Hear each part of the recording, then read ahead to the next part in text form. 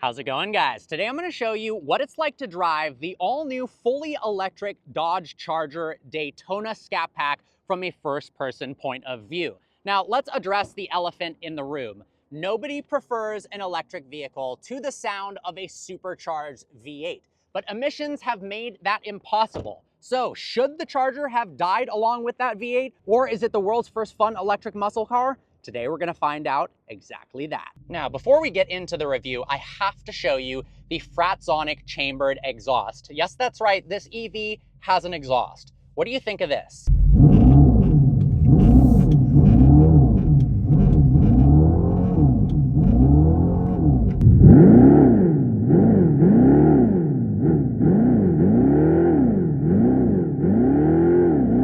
The Charger Scat Pack has two electric motors, making a combined total of 670 horsepower and 627 pound-feet of torque.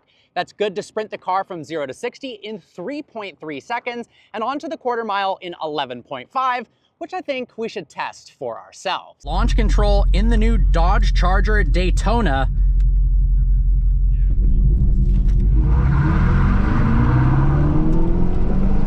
Little wheel spin off the line.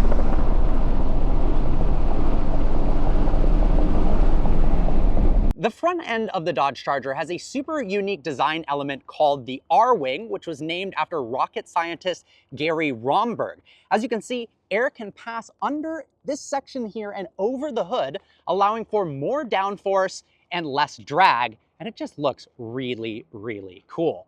Gary Romberg apparently was a rocket scientist known for making cars as aerodynamics as rockets. We also have this massive LED strip at the front known as the drag strip and some design details from the 68 Charger as well. Now, coming around to the side, electric vehicles aren't typically known for their stopping power, but this is actually equipped with the track package. We've got 16-inch rotors in the front, 6-piston front brakes, 4-piston rear brakes, so it can actually slow this down really effectively. But the craziest part of the 20-inch wheels and tire setup is it's 325 millimeters wide in the back and 305 millimeters wide in the front. You'll also notice how wide the vehicle is. It's 1.5 inches wider than the wide-body Hellcat Red-Eye and 4 inches wider than the standard last generation Charger, which also gives you more storage space. So we've got 38.5 cubic feet of storage in the rear trunk, which is a ton, and you can fold those rear seats flat, giving you even more room. Now, because it's an EV, you also have storage space in the front. Hopping inside the new Charger now, and there is a ton of space, even in the rear seat environment.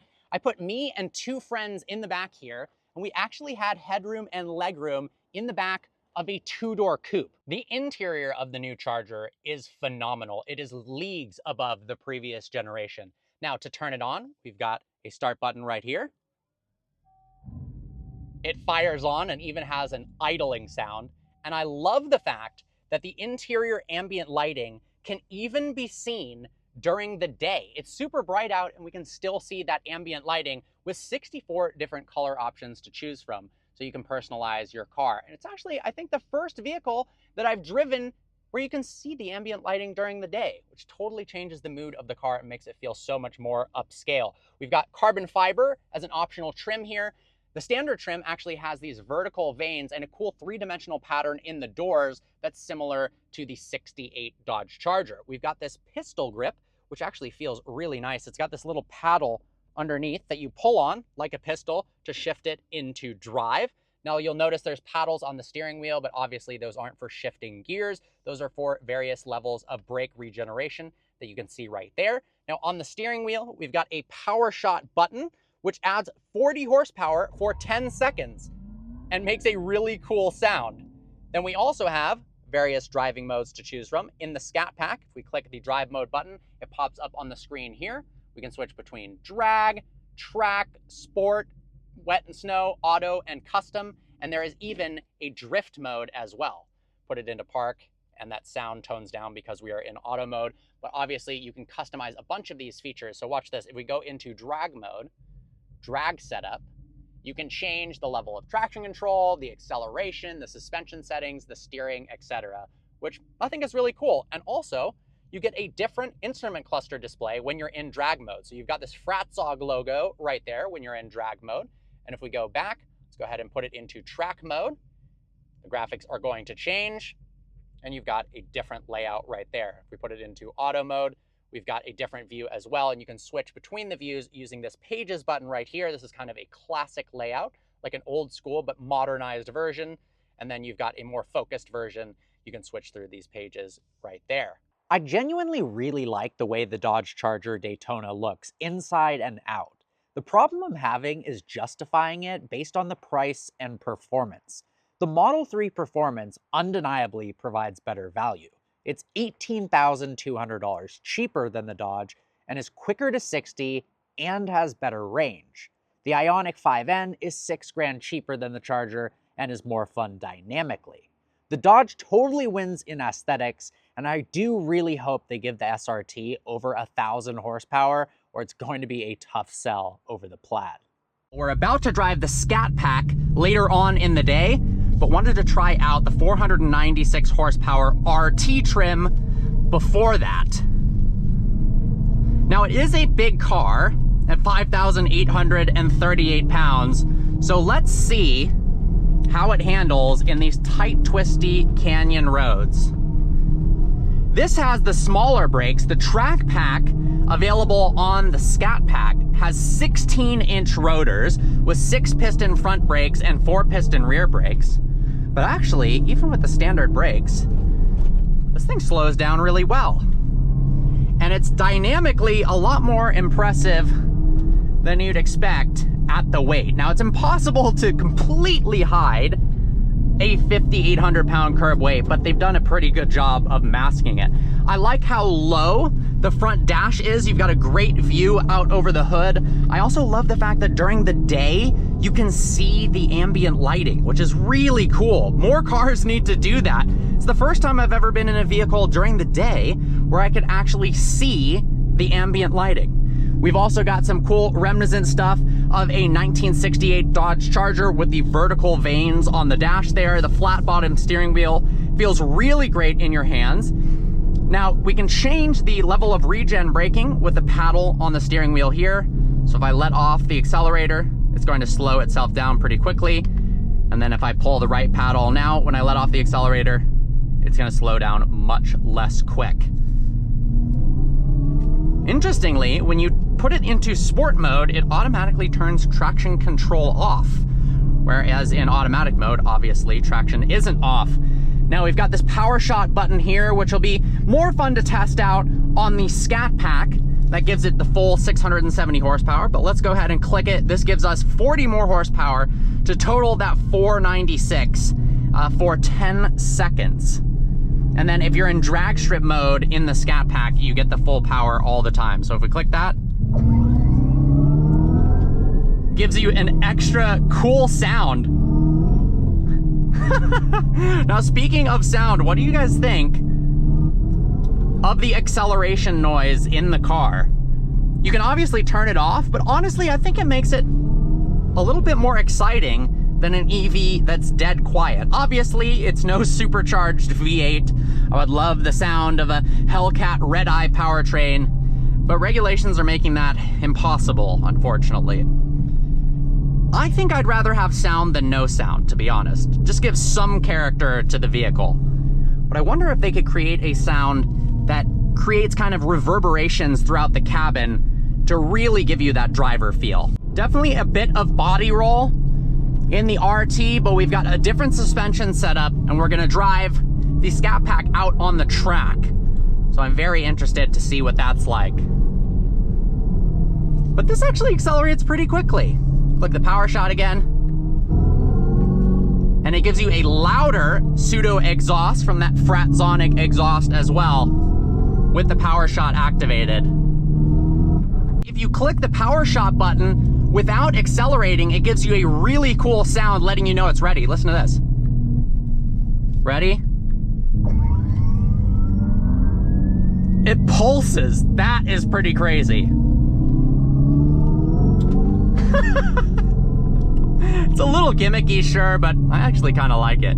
The car's supposed to make you laugh. That's the purpose. You're supposed to have fun. You're supposed to laugh, and this does a good job of that. And if we put it into auto mode, we've been cruising out on the highway for a while now, commuting, and this thing is so comfortable out on the road. It is something that you could daily drive so easily. I also fit in the back with 2 bigger friends of mine, and we were 3 deep in the back seats, no problem at all, with tons of legroom and shoulder room, which is not something you'd expect for a 2-door car, so that was an added bonus. It also has lane keep assist, active cruise control, so you can do a semi-form of self-driving when you're out on the highway. All right, let's get behind the wheel of the Scat Pack and see what the faster model is like. All right, let's go ahead and fire on the Charger Daytona. Now, Daytona is going to indicate that the vehicle is electric. They are going to be making a 6-pack version, an internal combustion engine with a 3-liter twin turbocharged 6-cylinder that makes 550 horsepower in the high output variant. This one, 670, and the entry-level RT makes 496 horsepower, which is still a healthy amount.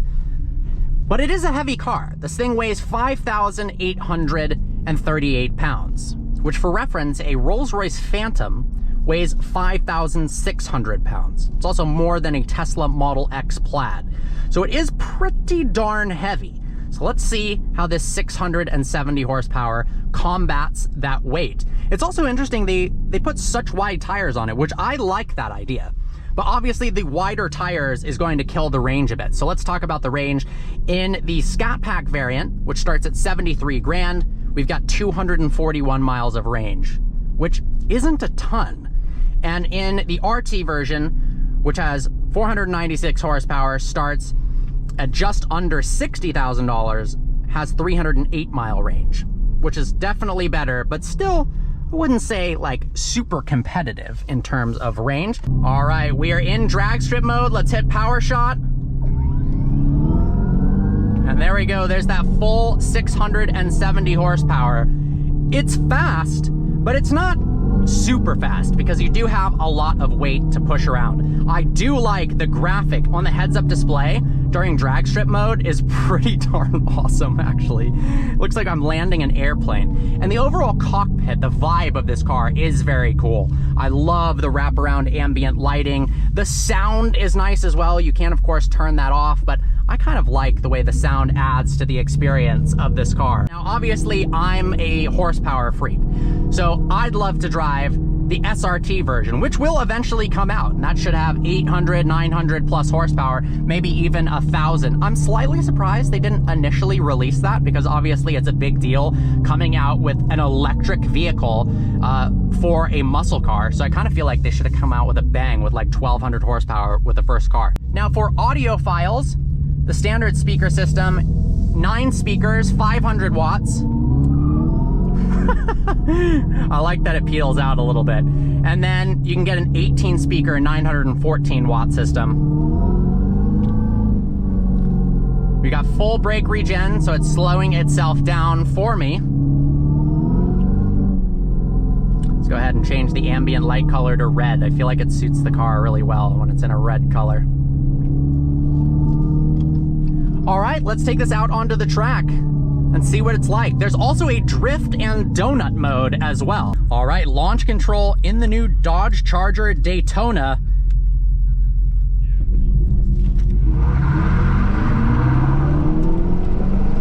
Little wheel spin off the line.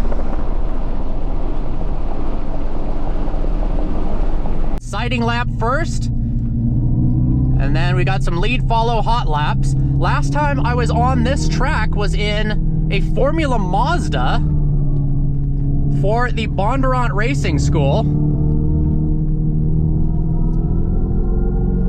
It actually has a good amount of mechanical grip and we're not even pushing it yet. So cool to be back out here at now the Radford Racing School in Chandler, Arizona.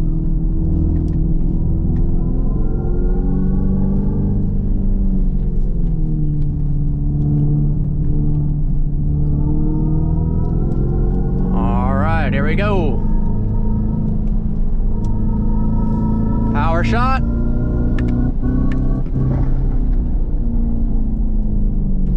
Into turn 1.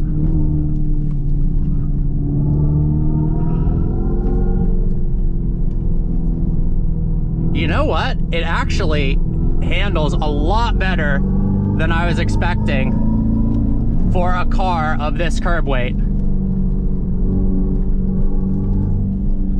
Not a ton of feel in the steering, but I love the steering weight, and you've got so much grip from those tires.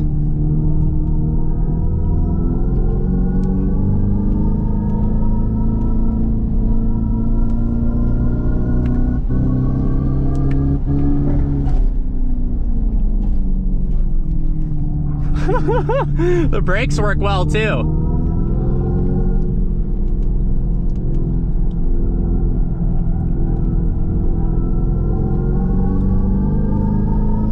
It is interesting that track mode limits the power for longevity, considering you're probably only going to do a handful of laps at the time. So sport mode, unless you're really on the power shot all the time, is probably maybe the mode to be in.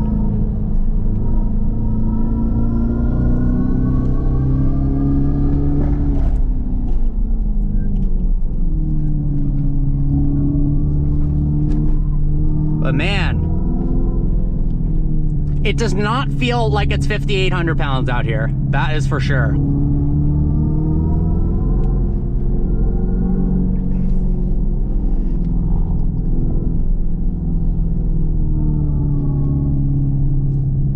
Well guys, I hope you enjoyed today's video. Like always, please browse the channel and subscribe. I know an electric muscle car is something that's gonna take a bit to get used to, but it appears that is the foreseeable future.